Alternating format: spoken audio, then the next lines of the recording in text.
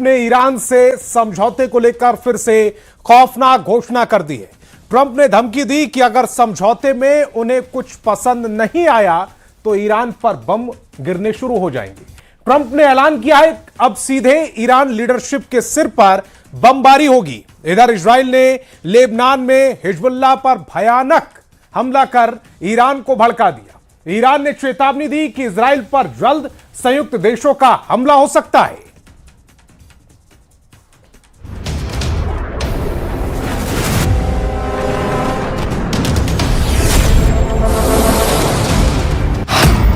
Trump का सख्त फैसला, नेतन्याहू ईरान समझौते से आउट। ट्रंप का सख्त फैसला, नेतन्याहू को समझौते की शर्त नहीं बताई। ट्रंप का सख्त फैसला, इजराइल कार्ड्स को नहीं दिया वीजा। नेतन्याहू को युद्ध में अकेले छोड़ा। ट्रंप के सौजन्य से खाड़ी में एक नया वॉर जोन तैयार है। यहां ईरान और लेबनान से ज्यादा विस्फोटक और विध्वंसक युद्ध फाइनल हो चुका है, क्योंकि तुर्की के हथियार होंगे। जुलानी और अल शरा हमला करेंगे। इजराइल में हाहाकार होगा। नए वॉर जोन में ईरान को इजराइल की तबाही दिखाई दे रही है। खाड़ी में इजराइल के दुश्मनों में खुशी की लहर दौड़ पड़ी है, क्योंकि ट्रंप इजराइल पर भड़के हुए हैं। ट्रंप नेतन्याहू से नाराज हैं। ट्रंप नेतन्याहू की जगह सीरिया के राष्ट्रपति अहमद अल शरा और कमांडर जुलानी को अपना वॉर कमांडर बनाने जा रहे हैं। ट्रंप ने नेतन्याहू को सलाह दी है कि वो हिजबुल्लाह के सफाई का काम छोड़ दें। ट्रंप ने इस मिशन के लिए अहमद अल शरा को ज्यादा भरोसेमंद बताया है। That I can tell you. And I suggested to Israel to let Syria take care of Hezbollah. Because to be honest with you, I think they do a better job of doing it. Trump के तेवर बता रहे हैं कि वो Israel के लिए अब अपना एक भी हथियार खर्च नहीं करेंगे। ट्रंप खुल्लम खुल्ला कह रहे हैं कि उन्हें अब नेतन्याहू के किसी युद्ध से कोई मतलब नहीं। क्या यही वजह है कि ट्रंप ईरान से डील की सबसे जरूरी बातें किसी को नहीं बता रहे?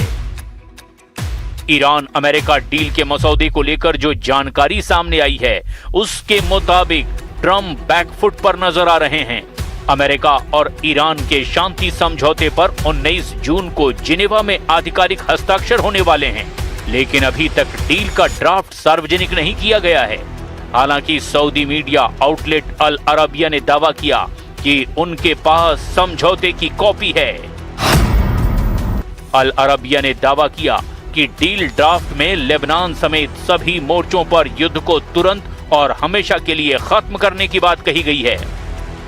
साथ ही इसमें प्रतिबंधों में ढील, अमेरिकी सेना की वापसी और परमाणु प्रोग्राम से जुड़े कई कदम भी शामिल हैं।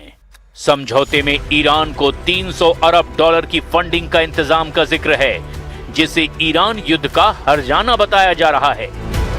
ट्रंप ने 300 अरब डॉलर मुआवजे वाले दावे को झूठा कहा है। Is the text of the agreement now final, or are you still? No, it's false. That people, you can invest if you want. I mean, what am I going to do? Say nobody's ever allowed to invest? No, we're not investing. We're not putting up 10 cents, and people can decide to do that, but that's up to them. I mean, do you want me to say nobody's ever allowed to invest in a country? I'll say it with Egypt. Nobody's allowed to invest in Egypt. Am I supposed to say that? I'm asking whether we are not investing in it, and we do not have a fund. लेकिन ये बात कई sources से बार बार सामने आई और इसीलिए doubt बढ़ता जा रहा है। अगर ईरान ने 300 अरब डॉलर हर्जाना हासिल कर लिया तो फिर युद्ध में वो विन विन सिचुएशन में आ सकता है, क्योंकि इजराइल को रोकने के लिए अब ईरान को जोर लगाने की जरूरत नहीं। इजराइल अब सीरिया फ्रंट पर उलझ सकता है। Gerekli diplomatik yöntemler kullanarak bir eylem birliğine dönüşmesi gerekiyor artık. İsrail bütün dünyanın kendisine karşı bir diplomatik eylem çabası içinde olduğunu gördüğü zaman adım atması mümkün değildir. क्योंकि सीरिया में वही होता है जो एर्दोआन चाहते हैं, क्योंकि कमांडर जुलानी एर्दोआन को अपना रोल मॉडल मानते हैं। सीरिया के राष्ट्रपति अहमद अल शरा पहले अबू मोहम्मद अल जुलानी के नाम से कुख्यात थे। कमांडर जुलानी हयात तहरीर अल शाम, जिसे कि HTS कहा जाता है, इसके टॉप कमांडर थे। HTS के लड़ाकों ने सीरिया में बशर अल असद की सरकार का तख्ता पलट किया था। बशर के तख्ता पलट का मास्टरमाइंड एर्दोआन को बताया जाता है, जिन्होंने कमांडर जुलानी को हर तरह से मदद पहुंचाई। लेकिन जब सीरिया में बशर और जुलानी का युद्ध भड़का तो इजराइल ने सीरिया में अपने बफर जोन का विस्तार किया। इजराइल ने सबसे अहम मोर्चे माउंट हॉर्मोन तक सैन्य तैनाती कर दी, जहां से इजराइल ने हिजबुल्लाह और ईरान पर जबरदस्त हमले किए। लेकिन तुर्की को सीरिया में इजराइल का कब्जा बर्दाश्त नहीं है। अब ट्रंप के दिए ऑफर से कमांडर जुलानी और एर्दोआन को इजराइल से बदला लेने का सही मौका मिल गया है। तुर्की, सीरिया, लेबनान और ईरान का गठबंधन इजराइल पर भयानक हमले का प्लान बना रहा है। इजराइल पर ईरान बहुत भारी पड़ने लगा है। ट्रंप की बेरुखी ने नेतन्याहू के होश उड़ा दिए हैं। ईरान से डील करने के लिए बेचैन ट्रंप ने इजराइल पर 14 सख्त फैसले लिए हैं। इनमें सबसे बड़ा फैसला युद्ध के मैदान में इजराइल का साथ न देने का है। ट्रंप कह चुके हैं कि अगर वो नहीं होते तो इजराइल नहीं बचता। ट्रंप बता चुके हैं कि ईरान को उन्होंने रोके रखा, नहीं तो इजराइल तबाह हो जाता। लेकिन अब ट्रंप किसी को रोकने वाले नहीं हैं। वो सिर्फ ईरान से समझौता चाहते हैं। No, it's not final. It's a memorandum of understanding. And if I don't like it, we'll go back to shooting at them, dropping bombs on their head. When do you expect the wording? If I don't like it, if they don't behave, we'll go right back to dropping bombs right smack in the middle of their head. उन्होंने Iran से युद्ध करके देख भी लिया। Iran को हरा पाना नामुमकिन है, इसीलिए ट्रंप मजबूरी में अब डील कर रहे हैं। लेकिन इजराइल 5 फ्रंट पर अकेले युद्ध लड़ता चला जा रहा है। लेबनान, यमन, सीरिया, गाजा और ईरान। फिलहाल लेबनान को इजराइल सबसे ज्यादा तवज्जो दे रहा है। सवाल ऐसे में ये, क्या इजराइल की बमबारी से बेरूत फिर फटने वाला है? बेरूत में क्या फिर हाहाकार मचेगा? क्या हिजबुल्लाह पर कहर बनकर बरसेंगे बंकर बस्टर बम? लेबनान पर इजराइल के जून वाले कहर का बड़ा सिग्नल मिलने लगा है। तो क्या भयंकर हमले के साथ लेबनान पर टूटेगा जून कहर? और अब शामत आने वाली है हिजबुल्लाह के नए चीफ नईम कासिम की, जिसको खत्म करने की गारंटी इजराइल के प्रधानमंत्री नेतन्याहू ने दी है। इजराइल के दुश्मनों की अकड़ ढीली नहीं पड़ी है। हमास, हूथी और हिजबुल्लाह सही मौके के इंतजार में हैं। मगर नेतन्याहू की सबसे बड़ी टेंशन सीरिया के सर्वे सर्वा अहमद अल शरा उर्फ कमांडर जुलानी हैं। तुर्की के राष्ट्रपति एर्दोआन के खासम खास कमांडर जुलानी सीरिया से इजराइल को भगाने का मिशन ऑन कर चुके हैं। कमांडर जुलानी के कट्टर लड़ाकों का पावर शो जब शुरू होगा, तब इजराइल आखिर क्या करेगा?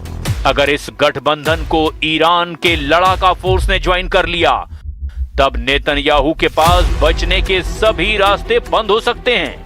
हिजबुल्लाह और हूथी का डेडली गठबंधन इजराइल की मुश्किलें बहुत ज्यादा बढ़ा सकता है।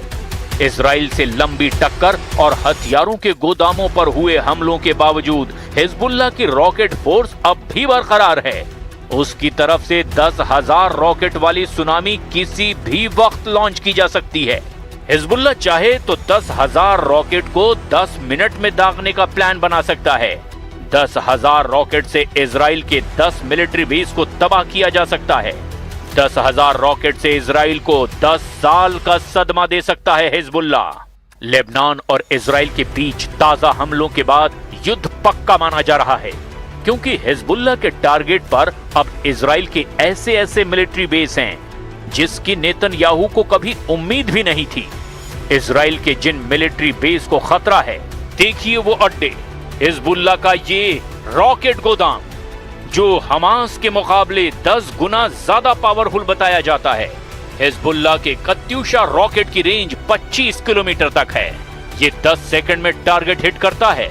इसके आगे हिजबुल्लाह के पास है फजर 3 नाम का रॉकेट। रेंज है इसकी 45 किलोमीटर, टारगेट पर 35 सेकंड में पहुंचता है। हिजबुल्लाह के पास है फजर 5 रॉकेट। इसकी रेंज है 75 किलोमीटर। टारगेट पर यह 50 सेकंड में फटता है। हिजबुल्लाह के पास है खैबर रॉकेट, इसकी रेंज है 100 किलोमीटर। ये टारगेट पर 75 सेकंड में फंसता है। हिजबुल्लाह के पास है ज़िलज़ाल 2 रॉकेट, इसकी रेंज 200 किलोमीटर बताई जाती है। इसमें 600 किलो विस्फोटक फिट किया जा सकता है और ये 120 सेकंड में टारगेट पर पहुंच जाता है। यानी हिजबुल्लाह का रॉकेट का गोदाम पूरे इजराइल को कवर करता है।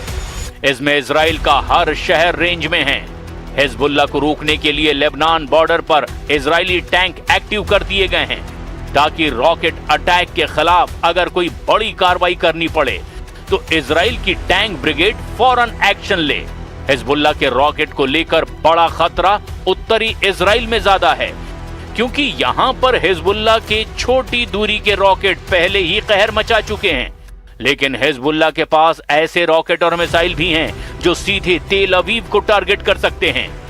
इसी वजह से नेतन्याहू लेबनान पर हमले बंद नहीं कर रहे हैं, जिससे साफ है कि ईरान अमेरिका समझौते के बाद भी खाड़ी में बारूदी धमाके बंद नहीं होने वाले। ये बात बिल्कुल साफ है कि इजराइल जितनी मुश्किलों में घिरेगा उतने ही घातक हमलों से बदला लेगा।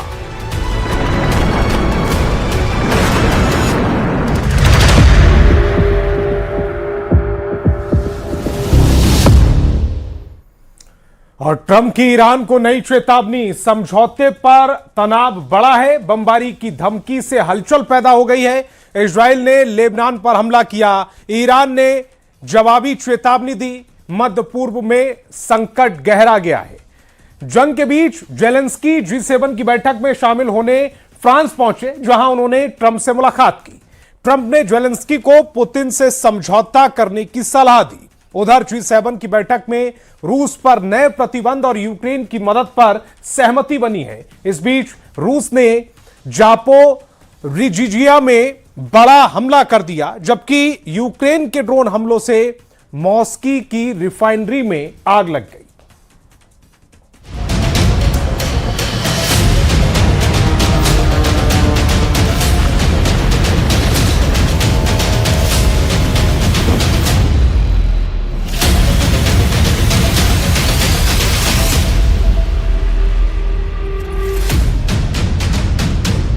G7 की बैठक से निकली एक तस्वीर और उसी तस्वीर ने मॉस्को से लेकर कीव तक हलचल बढ़ा दी है। क्या पश्चिमी देशों ने यूक्रेन के लिए कोई नया गेम प्लान तैयार कर लिया है?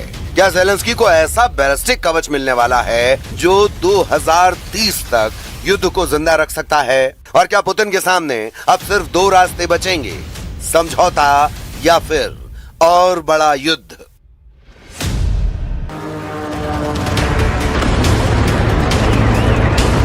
यूक्रेन के लॉन्ग रेंज ड्रोन की मार से मॉस्को में आग लगी हुई है। काले धुएं से चारों तरफ तबाही का तूफान है। जापोरिजिया में रूस के मिसाइलों ने कहर बरपा दिया है। हमलों के बाद इमारतें जलने लगी और रेस्क्यू टीम लोगों को बचाने में जुटी। उधर जंग के बीच G7 के मंच पर रूस यूक्रेन जंग पर चर्चा हो रही है। G7 के नेताओं ने यूक्रेन के एयर डिफेंस को और मजबूत बनाने पर जोर दिया है।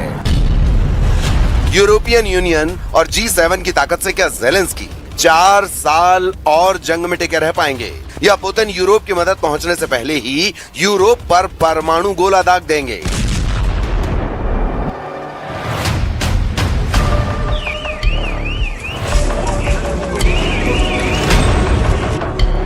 ऐसे यूरोप की मदद मिलने से पहले ही रूस ने यूक्रेन को बहुत तेजी से जलाना शुरू कर दिया है। रूस के हमले से जापोरिजिया में हर तरफ तबाही का मंजर है। सड़कों पर चारों तरफ मलबा बिखरा दिखाई दिया।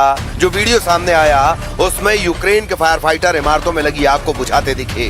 रेस्क्यू टीम बच्चों और स्थानीय लोगों को सुरक्षित ठिकाने पर ले जाते दिखी। जापोरिजिया के गवर्नर ने दावा किया कि शहर के 5 इलाकों को टारगेट किया गया, जिनमें एक रिहायशी इमारत, शॉपिंग सेंटर, एक शैक्षणिक संस्थान को नुकसान पहुंचा है। जंग के बीच ज़ेलेंस्की ने चौंकाने वाला दावा किया है। सवाल है कि ज़ेलेंस्की क्यों कह रहे हैं कि पुतिन युद्ध खत्म नहीं करना चाहते हैं? ज़ेलेंस्की ने क्यों कहा कि मॉस्को यूक्रेन की लंबी दूरी की ताकत महसूस कर रहा है?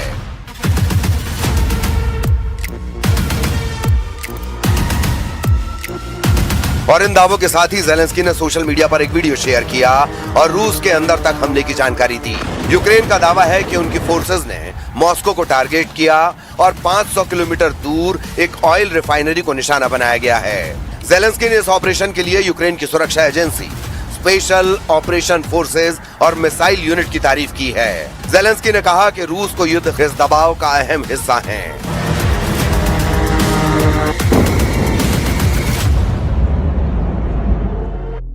That we spoke about battlefield, we spoke about negotiations with Russians, potential negotiations with Russia. We spoke about middle strikes and long range, the situation with Russian losses, economy, and etc.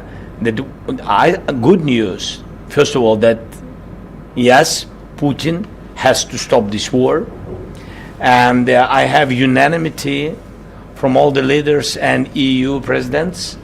So we had the unanimity that Russia is not winning and losing a lot of people.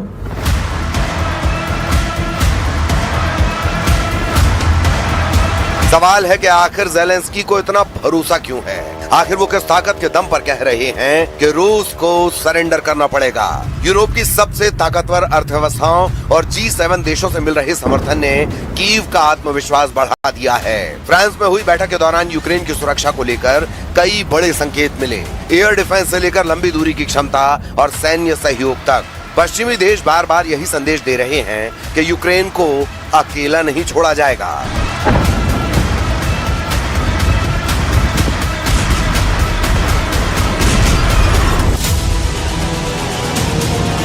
America और Germany की patriot air defence system दुनिया की सबसे advance surface to air defence system है। 160 kilometre की range में किसी भी बैलिस्टिक और क्रूज मिसाइल को नष्ट कर सकता है। कीव और दूसरे शहरों की सुरक्षा में इसका सक्सेस रेट 70 से 90% रहा है। जर्मनी की IRIS-T SLM medium range defence system है जो दुश्मनों के हमले से 360 डिग्री कवर देता है। ये क्रूज मिसाइलें, ड्रोन और हेलीकॉप्टर्स के खिलाफ बेहद कारगर है। नॉर्वे की नसेम्स भी मीडियम रेंज डिफेंस सिस्टम है। ये एक ही समय में 72 टारगेट को ट्रैक कर